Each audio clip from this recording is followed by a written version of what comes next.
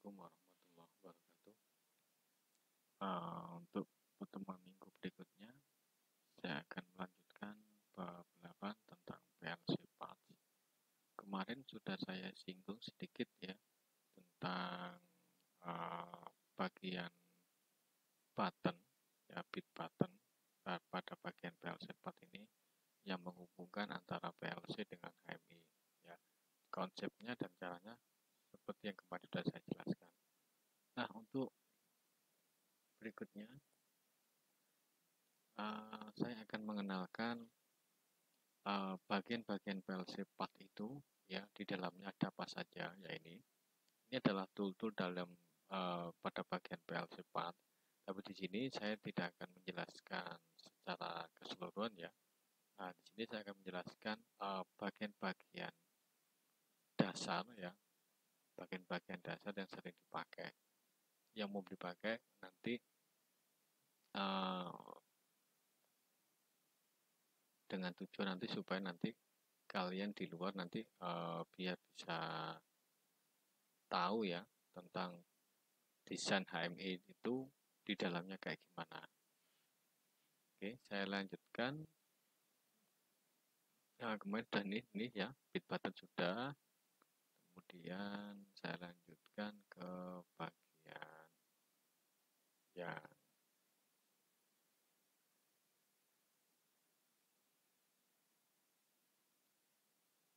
nah ini bagian yang scroll bar ya bagian scroll bar. Nah, di dalam HMI ini sendiri ya, itu juga ada fasilitas tool untuk scroll bar ya, yang nanti digunakan untuk ini scroll bar digunakan untuk mengubah nilai di dalam spesifik word register. Ini adalah sebuah nilai alamat memori yang sudah kita tentukan ya dengan menekan slidingnya ya, dengan menekan slidingnya. Nah, simbolnya adalah seperti ini, scroll bar ya, nanti tinggal kita klik kemudian kita arahkan ke Windows kita, ke area kerja kita.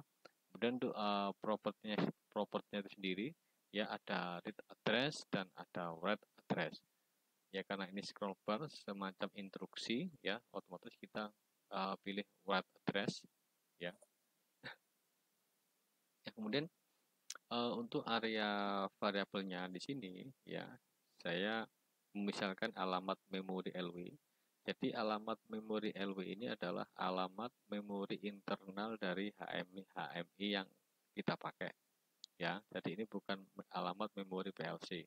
Tapi nanti kalau kita rubah ke alamat PLC ya, seperti alamat memori D ya, atau W atau yang lain, itu bisa ya.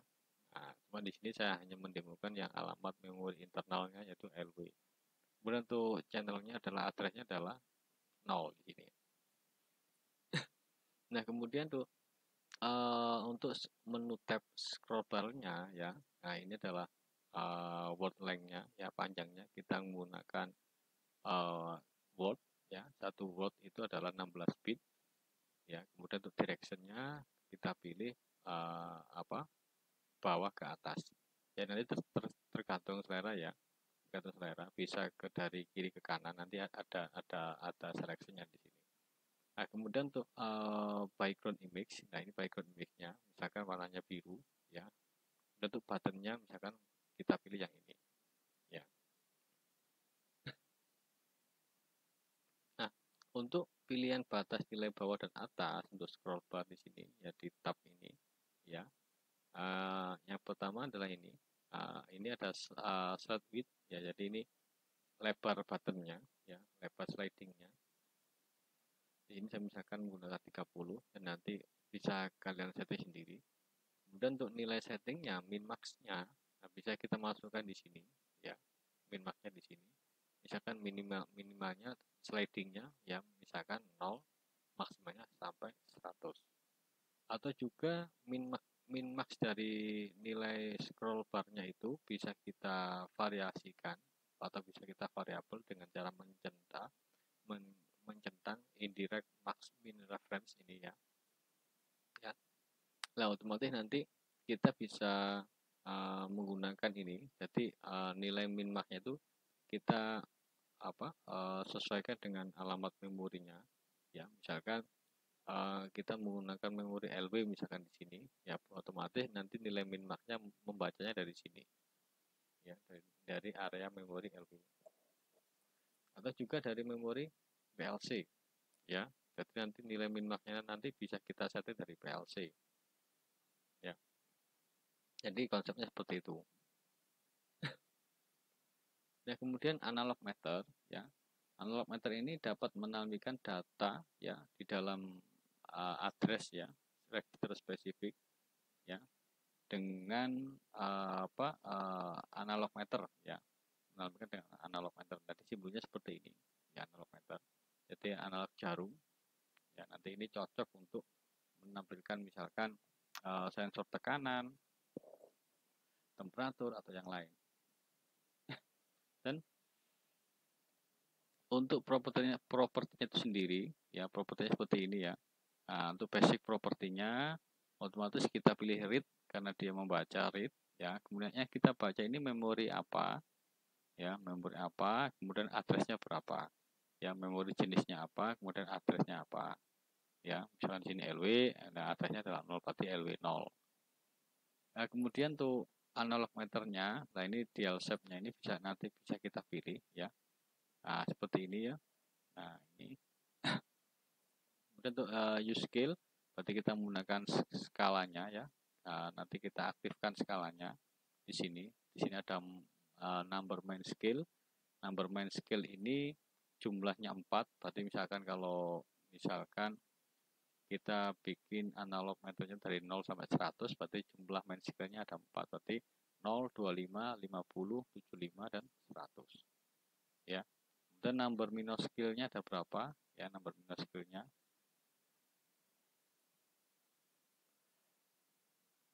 Number minus scale itu misalkan kalau di dalam penggaris itu ya yang strip scale yang skala milimeter itu, ya, yang pada mistar itu. Kalau yang number main scale berarti yang skala yang utama. Kalau pada meter berarti yang skala sentimeter. Ya. Kemudian ini settingan display numbernya. Ya, diperbesar atau diperkecil. Nah, ini width-nya. Jadi konsepnya seperti itu. Kemudian kita ini nilai max min-nya. Nah, di sini 100, ya. Atau nilai min max-nya itu bisa kita ambil dari indirect reference ini, ya, bisa kita modelkan secara variabel min max-nya, bisa kita ubah dari PLC atau dari HM itu sendiri, ya, di sini. Nanti dia konsepnya membaca area atau memori yang menyimpan nilai variabel min max-nya di sini. Nah, kemudian juga ada fasilitas warning, ya, ada warning. Misalkan kita menginginkan nilai berapa, dan nanti akan warningnya berubah, colornya akan berubah, ya, modelnya seperti itu. Nah, kemudian untuk import grafik, ya, klik import grafik di sini, kemudian pilih folder BG, kemudian pilih meter. Nah, nanti akan muncul seperti ini. Nah, untuk level meter, ya, level meter ini lebih cocok, ya, ditampilkan misalkan dalam bentuk monitoring level tank air dalam tangki, ya, seperti ini, ya. Nah, ini. Nah, pada dasarnya konsepnya di sini itu bukan kita mengimport gambar tangki kemudian nanti muncul levelnya, tidak seperti itu, ya. Ya, pertama kita masukkan image tangki yang tengahnya ada lubangnya di sini. Ya, kemudian kita ambil level meter. Ya, level meter ini bentuknya seperti ini. Jadi level meter itu bisa dibentuk seperti horizontal dan vertikal seperti ini, ya. Bisa dari bawah, dari ke atas, dari kiri, dari kanan. Ya, kemudian ini kita gabung, ya, menjadi seperti ini. Ya. Nah, jadi nanti yang yang dia bergerak beranimasi itu yang level meternya, ya bukan image-nya ini. Image ini hanya semacam semacam caching gitu ya, menutupi seperti ini. Nah, kemudian tuh untuk propertinya itu sendiri level meter. Yang pertama untuk basic propertinya yang jelas kita read karena dia membaca isi dari sebuah memori, ya nanti masukkan di sini memori yang akan kita baca itu apa, kemudian untuk channelnya berapa, ya kemudian untuk untuk use skillnya, nah kita gunakan skill ya. Untuk colornya di sini kita setting ada number main skill. Nah di sini, nah ini kan ada skillnya di sini, ya ada skillnya, kita akan di sini. Nanti ini kok untuk colornya, ya color atau shape-nya di sini tempat settingannya, ya. Ya ini ada color untuk alarm, alarm under min, normal, dan alarm over max. Jadi ini kalau keadaan normal misalkan hijau, kalau nilainya di bawah nilai min maka dia warna orange, ya. Kalau di atas max dia akan warna merah. Nah, untuk memasukkan nilai alarmnya di sini, alarm under dan alarm over. Jadi misalkan alarm undernya itu di bawah 20, dia warna orange, ya. Kalau di atas 80 dia warna merah. Kalau di antara ini dia warnanya hijau normal. Dan untuk min max-nya di sini bisa kita setting di sini ya, 0 sampai 100. Atau juga nilai min max-nya bisa kita kita setting dari indirect max min reference ini ya, dari alamat memori yang menyimpan nilai min max-nya di sini batasannya. Nah, ini ya. Ini contohnya, contoh animasi ya. Contoh seperti ini. Nah, ini ya. Nah, ini ada batasannya di bawah 40, di atas 40 seperti ini. Nah, ini yang bentuk clockwise, bisa juga dibentuk seperti ini. Ya, atau counter clockwise. Jadi bentuk circle seperti ini. Atau yang bentuk rectangle seperti ini. Nah, ini contohnya. Ini adalah sebuah scroll, ya scroll.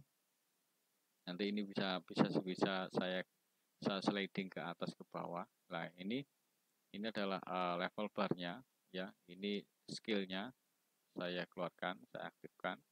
Hingga ketika ini saya jadi ini scroll bar ini menulis di alamat memori tertentu, kemudian alamat memori tersebut akan dibaca oleh scroll bar. Akan dibaca oleh level meter, sehingga dia akan mengikuti pergerakan dari scroll bar ini. Nah, seperti ini. Ya. Nah, ini kalau di bawah nilai under di bawah nilai yang kita inginkan, batasannya dia akan warna orange. Kalau dia nilainya normal, dia akan warna hijau. Nah, seperti ini. Ini adalah settingannya seperti ini. Ya, target value-nya berapa? Ya, kemudian indirect. Nah, ini ya, untuk nilai min ini nilai min max-nya. Misalkan kalau kita pilih dari indirect reference untuk menyeting nilai min max dari level meter, nah ini LW3 ya, dari min max-nya disimpan di LW3. Nah, di sini disebutkan kalau kita memulai dari LW3 berarti nanti nilai minimal itu disimpan di memori LW3 dan nilai max-nya itu disimpan di LW4 secara otomatis ya. Ya, secara otomatis di sini. Kalau misalkan kita masukkan LW10, berarti nanti yang max value-nya adalah LW11. Ya, jadi plus satunya. Kemudian untuk indirect alarmnya, ya indirect alarmnya itu juga bisa kita ubah-ubah melalui alamat memori. Ya, bisa kita set secara dinamis. Ya, misalkan kita masukkan LW0, ya LW0 untuk menyimpan alamat alarmnya, yang nilai alarmnya. Ya, kalau kita mulai LW0, berarti untuk lower value-nya adalah dimulai dari LW0, disimpan di LW0, kemudian upper value-nya LW1 dan target value-nya adalah LW2. Jadi dia secara otomatis mengambil untuk upper dan targetnya itu alamat channel setelahnya ya. Nah, ini LW0, LW1 dan LW2. Nah, kemudian untuk moving component ya. Toolnya seperti ini ya untuk moving component. Jadi moving component ini kita bisa membuat sebuah animasi ya, animasi pergerakan. Ya, pergerakannya nanti bisa dalam bentuk vektor grafik atau bitmap. Bitmap itu berarti sebuah image gambar ya. Nanti gambar nanti bisa kita animasikan gerak. Ya, misalkan benda di dalam conveyor, ya nanti bendanya bisa bergerak animasi, ya nanti bisa kita setting dari menggunakan komponen moving component. Nah, ini contohnya dia bergerak seperti ini. Ya. Nah, geraknya ini ya bisa menyudut seperti ini ya, atau tegak lurus sumbu X. Nah, untuk moving component property sendiri ya, yang jelas dia read ya, dia read address ya, address LW karena dia misalkan ini ya, karena dia membaca isi memori. Nah, seperti ini ya. Nah, kemudian untuk moving component ya, untuk type-nya apakah dia bergerak hanya sumbu X saja, apakah dia bergerak hanya sumbu Y saja, apakah dia bergerak di X dan Y axis ya, apakah dia bermain X scaling, Y scaling dan seterusnya ya. Jadi settingannya moving component seperti ini. Kalau misalkan gerak sumbu Y saja ya kita pilih X axis only di sini ya. Nah, kemudian tuh misalkan kita pilih X scaling di sini. Nah, di sini ada propertinya akan muncul seperti ini, ada maksimum of X-nya misalkan 640, untuk minimum X-nya 0 ya, untuk proporsional max of X-nya 1, proporsional minimal ini. Ya. Ini contoh kalau kita menggunakan X scaling. Nah, ini ya untuk scaling rumusnya seperti ini untuk pergerakannya. Nah, ini contoh kita mengambil komponen moving component dan bagian read address-nya kita isi alamat LW10 ya, 10. Data type-nya adalah X dan Y axis. Nah, ini ya, moving component untuk type-nya adalah X dan Y axis di sini. Nah, ini contohnya ya. Saya contohkan di sini. Ambil komponen command button. Ini adalah komponen command button. Ya, ada 4 ya, 1 2 3 4. Jadi command button ini tujuannya adalah sebagai untuk menggerakkan mobil ini ya, bergerak ke sumbu X dan sumbu Y. Kenapa? Karena di sini posisinya saya hanya memilih X dan Y aksis, jadi dia bergerak hanya vertikal dan horizontal atau sumbu X dan Y saja. Nah, kemudian untuk command button yang pertama ini saya pilih simbol ke kiri ya, arah ke kiri saya ambil. Nanti di bagian propertinya pilih image bagian panah ke kiri.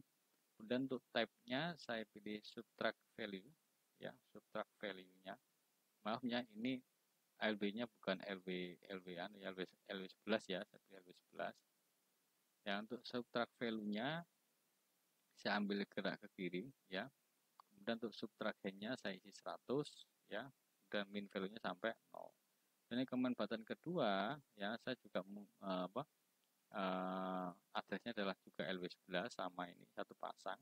Kemudian untuk type-nya adalah add value, kemudian ini adalah add-in ya, kemudian max value 300. Jadi ini kalau kita running nanti, kalau kita tekan ini nanti dia akan bergerak ke kanan ini.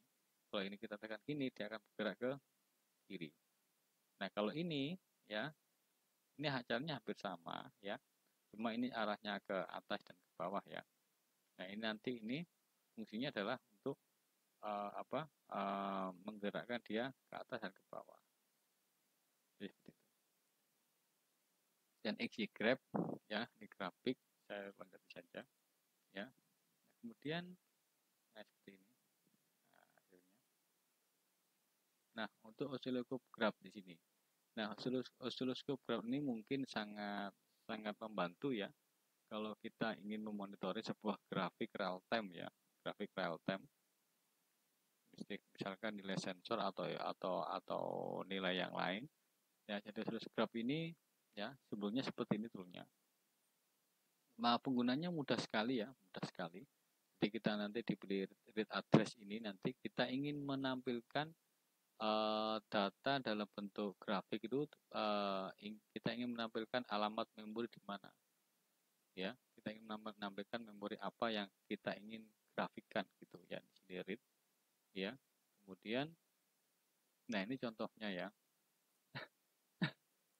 Contoh misalkan LB0 ini ya, LB0 untuk basic property-nya. Jadi saya ingin membaca isi dari LB0. LB0 adalah ini ya, ini LB0 ya. Jadi LB0 ini saya simulasikan dalam bentuk scroll. Jadi scroll ini nanti seperti yang bab yang subbab yang tadi. Jadi dia akan memvariabelkan sebuah nilai ya, scroll ini.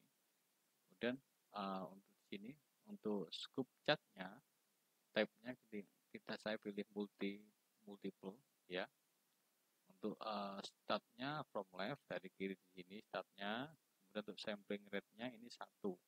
Jadi samplingnya 1 ini berarti 1 kali 1 second, berarti setiap 1 detik. Jadi channelnya setiap 1 detik ini ya.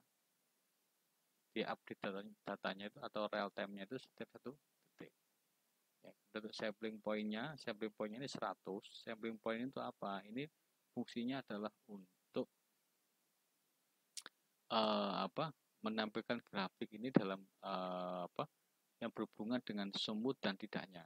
Ya, kalau misalkan sampling point-nya semakin besar, otomatis dia grafik semakin kasar ini. Ya, semakin kasar. Berarti kelihatan belok-beloknya gitu. Tekuk-tekuannya kelihatan. Kalau semakin kita kecilkan, dia semakin smooth. Nah, kemudian, nah ini untuk channelnya kita ingin menampilkan berapa grafik. Ya, kalau kita 2, berarti channelnya ada 2 seperti ini. Ya, nah kemudian ini ya untuk channelnya di sini 16 bit signet dan lebih signetnya ini. Di sini Y min max-nya kita setting di sini. Nah, ini untuk color-nya. Ya, yang ini adalah orange, yang ini adalah kuning. Ya, jadi seperti ini.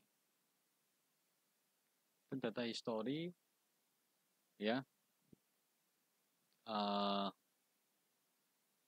digunakan untuk menampilkan beberapa status ya, berapa